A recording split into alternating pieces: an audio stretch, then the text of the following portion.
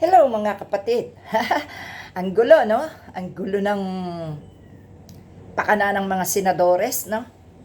Obvious na ang 18 Marines na ginamit ay tinuruang personalin ang mga kalaban nila. Wow! Ang galing-galing naman itong Judas na former congressman na to. Okay na okay ba ang turo sa'yo ni Pandak na gamitin nyo yung 18 Marines? Bakit? Ipagkumpara nyo nga yung mukha ng mga senador na binabanatan nyo kumpara sa 18 Marines na tinuruan nyo ng fake news. Hindi ba't ang mga mas mukhang magnanakaw ay yung inyong mga Marines? Ang kapal naman ang mukha mo talaga. Utang ina ka. Former congressman ang ina mo. Ikaw ang nagsimula ng kaguluhan ito. Kayong dalawa ng hinayupa na si Piluka. Nga? Kayo ang naghasik talaga ng gulo dito sa Pilipinas. Kayo talaga ang salot dyan sa Senado. Tangin ang mga to.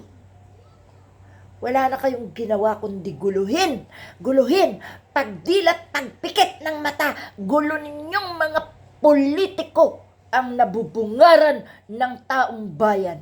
Mga hinayo pa kayo, masahol pa kayo sa mga bangaw na aso na walang ginawa kundi maminsala ng kapwa. Ano? Matapos nyo babuyin ang Senado sa pagtatago kay Bato de la Rosa, matapos nyo tarantahin ang mga tao, pati taga-media, sa mga putukang ginawa nyo dyan sa Senado. Matapos nyong patayan ng elektrisidad ang Senado, pero hindi kayo ang nagbabayad ng kuryenteng maletse kayo. Pagkatapos ngayon, sa mga peke nyo naman, ng mga pinagsasabing maleta, magpakita kayo ng maleta na may pera.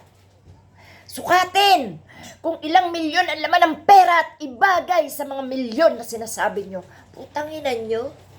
Sobra-sobrang halaga ng perang inilaman sa maleta. Paano nagkasya yun? Utang na mga talaga hayop kayo. May utak kami. Hindi kami mga bobong katulad nyo. At kayo, 18 Marines.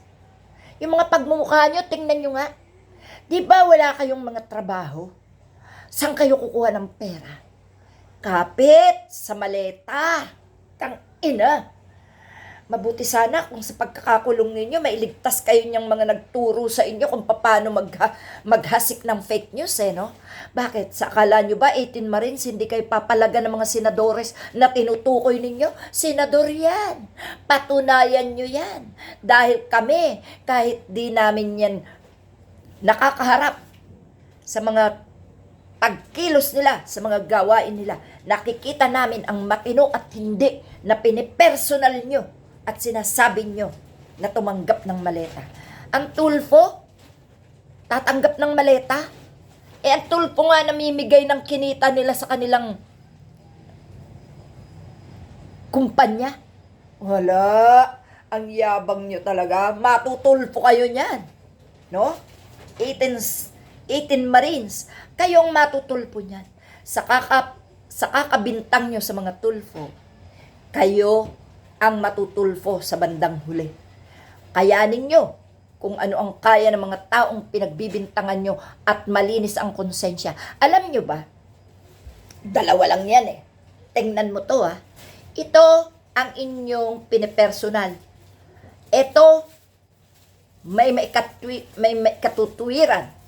Kayo na mga fake news maker at walang utak na laman ang mga bungo, ikumpara nyo kung ano ang kaya gawin ng mga senadores na pinipersonal nyo kesa sa inyo na nagpagamit sa mga hudas ding politiko para sirain ito.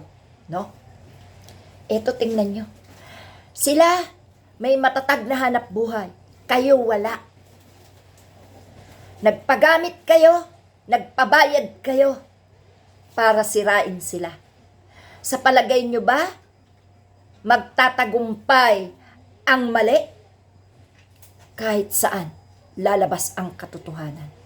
At yan ay sa pamamagitan ng mga tama at makatwirang salita. At kayo, na mga fake news maker, kayo na nagpagamit, kayo na mga binayaran lang para sumira ng kapwa nyo Pilipino, lalo na sa mga nanunungkulan, mag-isip-isip kayo. No? Dahil, yang 18 yung bilang, hindi mawawala dyan ang traidor. Dahil, kakanta at kakanta ang isa dyan kapag nalaman nila na tagilid ang laban nila. Tingnan nyo nga yan. Nakukulong na mga tao ni Duterte. Pero nasan si Duterte? Ipinagtanggol ba sila? Ipinaglaban ba sila?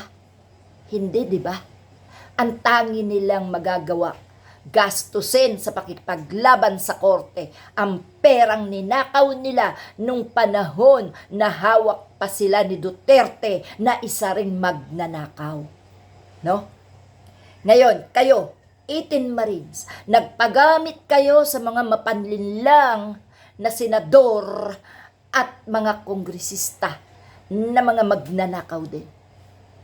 Ngayon, pag ba nakulong kayo, maililigtas ba nila kayo? Kayo ang humarap sa kamera. Ang mga mukha nyo ay nakuha na. Mapaninindigan nyo ba mga pagbibintang nyo kila Senator Tulfo, Senator De Lima, Senator Trillanes, at sa iba pang inyong pinagbibintangan na tumanggap ng maleta? Kaya nyo ba yan lusutan? Tandaan nyo, yung mga gumamit sa inyo, madali lang kayo niyan maitatanggi, maidideny. Madali lang kayo niyan na iiwanan sa ere. Kaya mabuti pa 18 sinungaling. Okay lang na tinanggap nyo na ang kabayaran. Okay lang na kayo ay pagbanta ang papatayin kung kayo ay tatalikod sa inyong usapan. Basta magsabi kayo ng totoo, baka sakali maabswelto pa kayo sa gagawing pakikipaglaban sa inyo ng matitinong ito. Tandaan nyo, sa laban, sa grupo, hindi nawawala ang ahas, hindi nawawala ang traidor. Kaya kayong 18, tandaan nyo ang sinabi ni Aling Marie, hindi mawawalan ng traidor sa inyong samahan kahit pa kayo ay mga binayaran. Tandaan nyo yan. Kayo ang maglalaglagan sa bandang huli. Kawawa ang loyal sa mga senador na Judas. Tandaan nyo yan.